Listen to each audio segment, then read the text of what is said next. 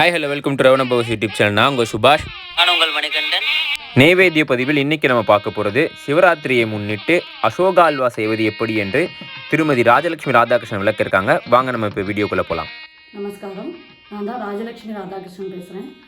சிவராத்திரியை முன்னிட்டு அசோகா என்று சொல்லக்கூடிய பாசிப்பருப்பு அல்வா எப்படி செய்யலாம்னு பார்க்கலாம் வாங்க.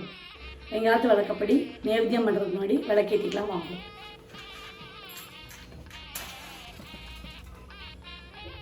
இப்போ பாசிப்பருப்பு அல்வாவுக்கு தேவையான பொருளெல்லாம் வாங்கவும் பார்த்துக்கலாம். அல்வாவுக்கு தேவையான பாசிப்பருப்பு மெஷர்மெண்ட் பார்க்கலாம். இந்த லோட்டாவுக்கு 2 லோட்டா பாசிப்பருப்பு, இதே லோட்டாவுக்கு 2 லோட்டா சுகர், 1 பவுல் முந்திரி பருப்பு, 2 பவுல் நெய், 2 ஸ்பூன் கோதுமை மாவு வேணும், 2 ஸ்பூன் ஏலக்காய் பொடி. இப்போ பாசிப்பருப்பை வறுத்துடலாம் வாங்கும். ஃபஸ்ட்டு 2 ஸ்பூன் நெய் விட்டுக்கணும். நெய் விட்டுண்டு அது ஃபஸ்ட்டு முந்திரி பருப்பை வறுத்து எடுத்துக்கணும். சூடாக எடுத்து முந்திரி பருப்பை வறுத்துடலாம் வாங்கும்.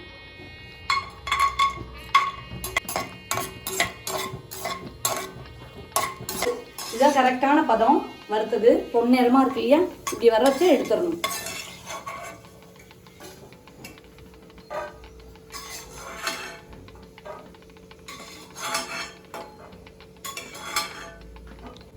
இந்த நெய்யிலேயே கோதுமை மாவு வறுத்து எடுத்துக்கணும்.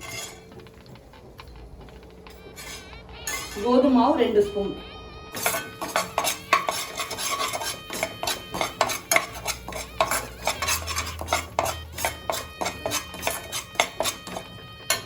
இந்த கோதுமை மாவை எதுக்கு வறுக்கிறோம்னா அல்வா ஷைனிங்காக இருக்கும், நல்லா திக்னஸ் கொடுக்கும். அதனால பாசிப்பருப்பை வறுத்துடலாம் வாங்கும்.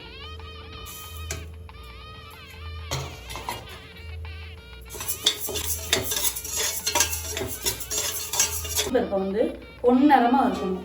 இந்த ஸ்மெல் வரும், நல்ல வறுத்த ஸ்மெல் வரும். அதை வச்சு அதுக்கப்புறம் ஜலம் விடணும். பாசிப்பருப்பு இப்போ நல்லா வறுத்தாச்சு, அதுக்கு வேணுங்கிற ஜலம் விட்டுக்கலாம் வாங்கும்.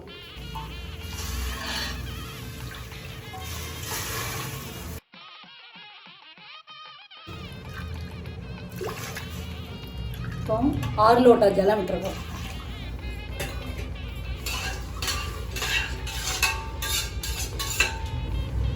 மூடி வச்சு விசில் விட்டுடலாம். ஒரு 4 விசில் வரணும்.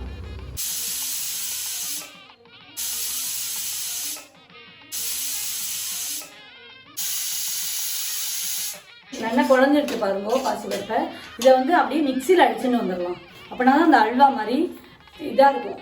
சாதா அல்வா பண்ணுவோம் இல்லையா கோதுமையில், அந்த அல்வா மாதிரி இருக்கும். கிண்டுறதுக்கு வாக்காக இருக்கும்.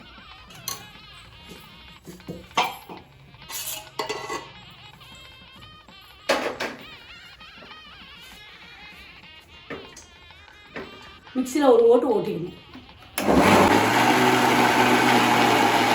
நெய்யில் கோதுமை வறுத்து வச்சுருந்தோம் இல்லையா, இப்போ அந்த பாசிப்பருப்பு வெந்ததை மிக்சியில் அடித்து வச்சுருந்தோம், அதையும் கொட்டிக்கலாம்.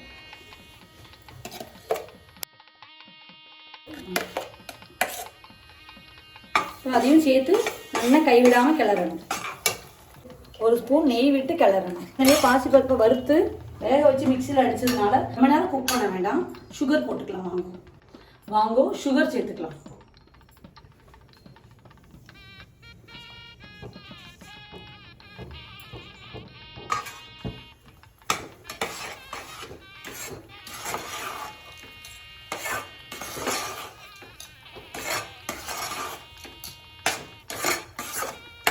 இது நெய்வேத்தியங்கிறதுனால நம்ம கலர் பொடி அல்வா பொடியெலாம் போட வேண்டாம், நேச்சுரலாகவே இருக்கட்டும். இப்போ ஆற்றுக்கு நீங்கள் பண்ணுறீங்கன்னா அல்வா பொடியோ கேசரி பொடியோ உங்களுக்கு இஷ்டமான பொடியோ போட்டுக்கலாம். எப்படி இருக்கப்பட்டதில் பாத்திரத்தில் ஒட்டவே இல்லை, அப்படியே உருண்டு அப்படி பார்க்கவே நல்லாயிருக்கும் கலர்.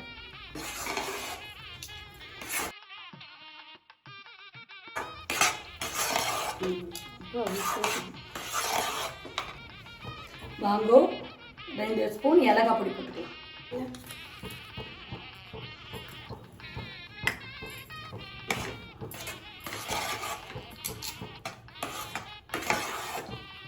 அவ்வளோதான், நம்ம இறக்க போகிறோம். இப்போ 2 ஸ்பூன் நெய் மட்டும் விட்டுக்கலாம்.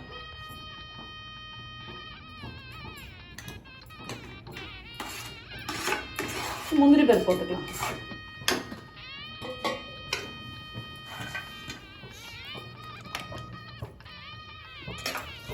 எப்படி இருக்கு பாருங்க, நல்லா கலர்ஃபுல்லாக பார்க்கவே குழந்தைங்களுக்கு ரொம்ப பிடிக்கும் அந்த ஃபுட்டு.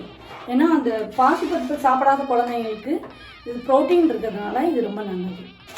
இதே மாதிரி அசோகா அல்வான்னு சொல்லக்கூடிய பாசிப்பருப்பு அல்வாவை நீங்களும் செஞ்சு பார்த்துட்டு எப்படி இருக்குன்னு கமெண்ட் பண்ணுங்க. பாசிப்பருப்பு அல்வாவை நைவேத்தியம் பண்ணிடலாம் வாங்க. என்னப்பன் அல்லவா என் தாயும் அல்லவா, பொன்னப்பன் அல்லவா பொன்னம்பலத்தவா. நீங்களும் இதே மாதிரி சிவராத்திரிக்கு நைவேத்தியம் பண்ணி சிவனோட அருளை பெறணும். ஓகேங்க, நம்ம ஃபைனலாக வீடியோட எண்டுக்கு வந்துடும். இந்த வீடியோ உங்களுக்கு பிடிச்சிருந்தா லைக், கமெண்ட், உங்கள் ஃப்ரெண்ட்ஸ் சர்க்கிளுக்கு ஷேர் பண்ணுங்கள். மறக்காம நம்ம சேனலை சப்ஸ்கிரைப் பண்ணுங்கள். இதே மாதிரி வேற ஒரு நைவேத்திய பதிவில் சந்திக்கிறோம். Until Baba, see you, take care and signing off. சுபாஷ் மற்றும் மணிகண்டன்.